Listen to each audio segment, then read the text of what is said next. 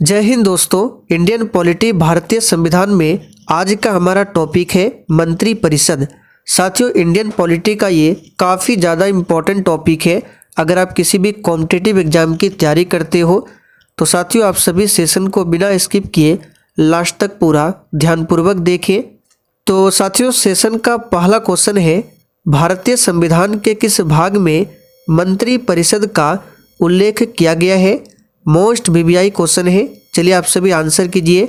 भारतीय संविधान के किस भाग में मंत्री परिषद का उल्लेख किया गया है? तो साथियों यहाँ पर पहले प्रश्न का सही जवाब है सी ऑप्शन, भाग 5 में। साथियों भाग 5 में मंत्री परिषद का उल्लेख मिलता है। चलिए दूसरा क्वेश्चन है, मंत्री परिषद को पद की शपथ कौन दिलाता है? तो साथियों यहाँ पर दूसरे प्रश्न का सही जवाब है ए ऑप्शन, राष्ट्रपति। साथियों राष्ट्रपति जो है ये मंत्री परिषद को पद की शपथ दिलाता है। और प्रधानमंत्री की बात करें तो प्रधानमंत्री को भी शपथ राष्ट्रपति ही दिलाते हैं। आइए तीसरा क्वेश्चन है, किस अनुच्छेद के तहत राष्ट्रपति प्रधानमंत्री की नियुक्ति करता है?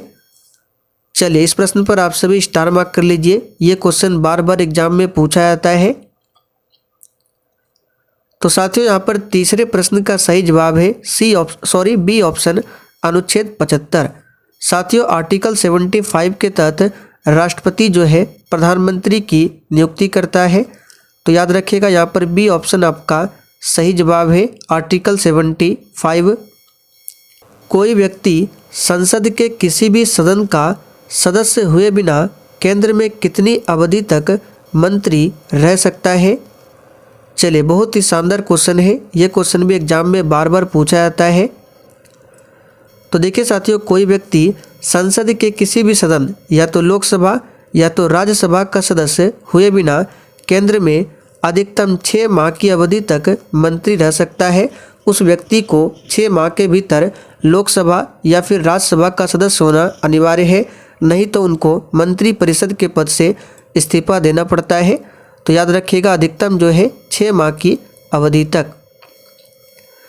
आगे देखिए, निम्नलिखित में से कौन सा एक प्रस्ताव भारत में मंत्री परिषद रख सकती है? तो साथियों यहाँ पर 5वें प्रश्न का सही जवाब है डी ऑप्शन, विश्वास प्रस्ताव। साथियों विश्वास प्रस्ताव जो है ये लोकसभा में पारित किया जाता है मंत्री परिषद द्वारा। क्यों किया जाता है? देखिए, अगर लोकसभा में मंत्री परिषद की जो बहुमत है वो समाप्त हो जाती है तो विपक्षी दल जो होता है लोकसभा में 50 सदस्यों के द्वारा मंत्री परिषद के खिलाफ अविश्वास प्रस्ताव लाता है और उसी के विरोध में जो मंत्री परिषद है फिर से वो विश्वास प्रस्ताव लाता है। और विश्वास प्रस्ताव और अविश्वास प्रस्ताव दोनों ही लोकसभा में लाया जाता है। तो इस बात को आप लोग ध्यान रखेंगे और इस प्रश्न पर स्टार मार्क कर लीजिए। इम्पोर्टेंट क्वेश्चन है। संसदीय शासन में वास्तविक या कार्यपालिका शक्ति किसके पास होती है?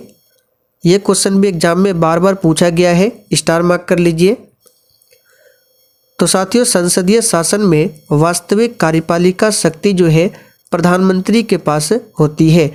राष्ट्रपति केवल नाम मात्र का होता है, वास्तविक कार्यपालिका शक्ति जो है ये प्रधानमंत्री के पास होती है। तो यहाँ पर बी ऑप्शन आपका सही जवाब है। और देखिए साथियों, जितने भी नए अभ्यर्थी जो कि चैनल पर पहली बार आए हैं आप लोग क्लास टाइमिंग को नोट कर लीजिए। ये क्लास आपको डेली शाम 7:30 बजे लाइव चैट के साथ दिया जाता है। और आज से पहले जितने भी पॉलिटी में टॉपिक वाइज क्लास हुए हैं सभी क्लास का अगर आपको PDF चाहिए आंसर के साथ में तो आप लोग प्ले स्टोर पर जाकर सक्सेस वर्ल्ड MCQ एप्लीकेशन को डाउनलोड कर लीजिए। वहाँ पर आपको जाकर इस वाले कोर्स को परचेज कर लेना है। इस कोर्स में आपको सारे PDF मिल जाएंगे आंसर के साथ में।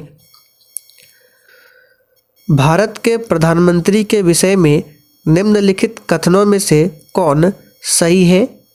सभी कथन को ध्यान से पढ़िए और साथियों एप्लीकेशन का लिंक आपको इसी वीडियो के नीचे डिस्क्रिप्शन बॉक्स में मिल जाएगा। तो आइए सभी कथन को पढ़ते हैं। देखिए यहाँ पे क्या पूछा गया है, सही है। तो प्रधानमंत्री मंत्री परिषद का नाम मात्र का होता है, ये गलत है।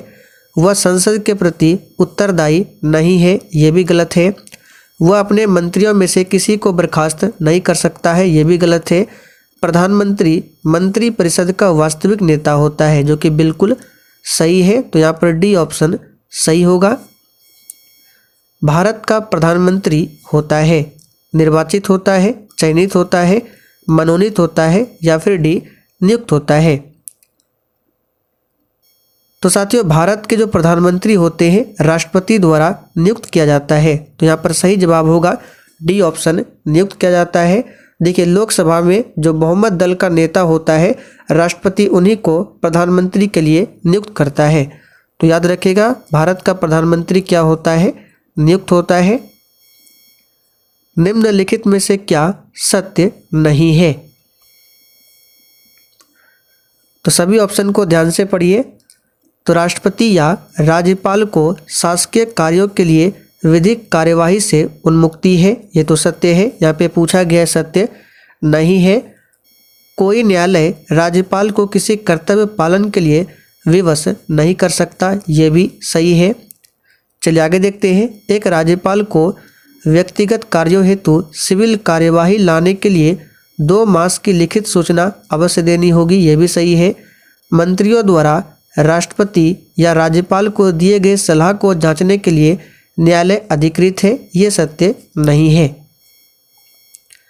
भारतीय संविधान के निम्नलिखित प्रावधानों में से कौन सा प्रावधान मंत्री परिषद की नियुक्ति तथा पद से हटाए जाने को विवेचित करता है? तो यहाँ पर इसका सही जवाब है ऑप्शन डी, अनुच्छेद 75। भारत के प्रधानमंत्री की नियुक्ति के समय, तो यहाँ पर आंसर कौन सा हो जाएगा? तो इसका सही जवाब हो जाएगा, जरूरी नहीं है कि वह संसद के दोनों सदनों में से एक का आवश्यक रूप से सदस्य हो, परंतु उसे 6 माह के अंदर आवश्यक रूप से दोनों में से एक सदन का सदस्य हो जाना चाहिए। तो अभी हमने आपको थोड़ी देर पहले बताया था, कोई भी व्यक्ति संसद का बिना सदस्य लिए हुए अधिकतम 6 माह तक मंत्री पद पर रह सकता है, लेकिन 6 माह के अंदर उसे लोकसभा या तो राज्यसभा का सदस्य होना अनिवार्य है। तो यहाँ पर पहला ऑप्शन ही सही है। लोकसभा का अध्यक्ष किसको संबोधित लेख द्वारा अपना पद त्याग कर सकेगा? तो लोकसभा का अध्यक्ष अपना त्यागपत्र देता है लोकसभा के उपाध्यक्ष को। भारत का राष्ट्रपति अपना त्यागपत्र उपराष्ट्रपति को देता है और उपराष्ट्रपति अपना त्यागपत्र राष्ट्रपति को देता है। लोकसभा के अध्यक्ष का चुनाव किया जाता है। तो सिंपल क्वेश्चन है, लोकसभा का जो अध्यक्ष होता है चुनाव किया जाता है लोकसभा के सदस्यों द्वारा। और वर्तमान में लोकसभा के अध्यक्ष कौन है? तो ओम बिरला। कोई विधेयक धन विधेयक है कि नहीं, इसका निश्चय अंतिम रूप से कौन करता है? तो साथियों, ये करता है लोकसभा का अध्यक्ष। भारत का प्रधानमंत्री बनने के लिए न्यूनतम आयु कितनी होनी चाहिए? और देखिए साथियों, जिन्होंने अभी तक सेशन को लाइक नहीं किया है, फटाफट से आप सभी सेशन को साथ में लाइक भी करते चले। तो यहाँ पर इसका सही जवाब है 25 वर्ष। मंत्री परिषद के विरुद्ध अविश्वास प्रस्ताव लाने के लिए लोकसभा के सदस्यों की संख्या होनी चाहिए। तो अभी हमने आपको थोड़ी देर पहले बताया था कि मंत्री परिषद का अगर लोकसभा में बहुमत समाप्त होता है तो विपक्षी दल जो है लोकसभा में 50 सदस्यों के द्वारा अविश्वास प्रस्ताव ला सकता है। तो सही जवाब है 50। भारतीय संविधान के अनुच्छेद 78 में प्रावधान है दायित्वों का। किसके दायित्वों का? तो यहाँ पर इसका सही जवाब है प्रधानमंत्री के दायित्वों का। भारत में अविश्वास प्रस्ताव के विषय में निम्नलिखित कथनों पर विचार कीजिए। यहाँ पर देखिए आपको क्या बोला गया है, उपर्युक्त कथनों में से कौन सा एक सही है? तो यहाँ पर 18वें प्रश्न का सही जवाब क्या हो जाएगा? देखिए, भारत के संविधान में किसी अविश्वास प्रस्ताव का कोई उल्लेख नहीं है, बिल्कुल सही है। अविश्वास प्रस्ताव केवल लोकसभा में ही पुनः स्थापित किया जा सकता है, ये भी सही है। यानी कि दोनों ही कथन क्या है, सही है। तो यहाँ पर सी ऑप्शन सही है। भारतीय संविधान में निम्नलिखित में से किस पद का उल्लेख नहीं है? तो साथियों, भारतीय संविधान में कहीं भी उप प्रधानमंत्री पद का उल्लेख नहीं मिलता है। राष्ट्रपति का उल्लेख अनुच्छेद 52 में है। नियंत्रक एवं महालेखा परीक्षक का उल्लेख अनुच्छेद 148 में है। उपराष्ट्रपति का उल्लेख अनुच्छेद 63 में है। प्रधानमंत्री को, तो साथियों, प्रधानमंत्री को राष्ट्रपति के द्वारा नियुक्त किया जाता है। किस सदन के सदस्यों द्वारा बहुमत से अविश्वास प्रस्ताव पास होने पर मंत्रिपरिषद को त्यागपत्र देना पड़ता है? तो यहाँ पर 21 का सही जवाब है लोकसभा। आगे देखिए, उदारीकरण, निजीकरण तथा भूमंडलीकरण की नई आर्थिक नीति घोषित की गई किस प्रधानमंत्री के द्वारा? तो वेरी इंपॉर्टेंट क्वेश्चन है, स्टार मार्क कर लीजिए। यहाँ पर इसका सही जवाब है नरसिम्हा राव द्वारा, याद रखिएगा। और ये जो नई आर्थिक नीति है ये 1991 में लागू किया गया था। भारत में स्वतंत्रता के पश्चात प्रथम मंत्रिमंडल का कानून मंत्री कौन था? तो प्रथम मंत्रिमंडल का जो कानून मंत्री था कौन था? डॉक्टर भीमराव अंबेडकर। बलदेव सिंह कौन थे? तो रक्षा मंत्री थे। निम्नलिखित में से कौन से व्यक्ति ने स्वतंत्र भारत के प्रथम गृह मंत्री के रूप में कार्य किया है? तो यहाँ पर सही जवाब है सरदार वल्लभ भाई पटेल। भारत के प्रथम उप प्रधानमंत्री कौन थे? तो साथियों, भारत के प्रथम उप प्रधानमंत्री कौन थे? तो सरदार वल्लभ भाई पटेल थे। स्वतंत्र भारत के प्रथम लोकसभा अध्यक्ष कौन थे? और पॉलिटी में कल आपका कौन सा टॉपिक चलेगा टेलीग्राम पर बता दिया जाएगा। तो अगर आप लोगों ने अभी तक टेलीग्राम को ज्वाइन नहीं किया है तो डिस्क्रिप्शन बॉक्स में आपको टेलीग्राम चैनल का भी लिंक मिल जाएगा। तो यहाँ पर इसका सही जवाब है जीवी मावलंकर। निम्नलिखित में से कौन सा शब्द या फिर शब्दावली भारत के संविधान में उल्लेखित नहीं है?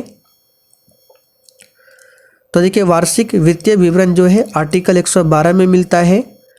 विनियोग विधेयक के बारे में आर्टिकल 114 में मिलता है। भारत की संचित निधि 226 में है, लेकिन बजट शब्द का उल्लेख कहीं भी नहीं है। आखिरी क्वेश्चन है, निम्नलिखित संविधान संशोधनों में से कौन सा एक बताता है कि मंत्रिमंडल में कुल मंत्रियों की संख्या प्रधानमंत्री को सम्मिलित करते लोकसभा के सदस्यों की कुल संख्या के 15% से अधिक नहीं होगी? तो ये संशोधन है 51वां संशोधन, जो कि 2003 में हुआ था।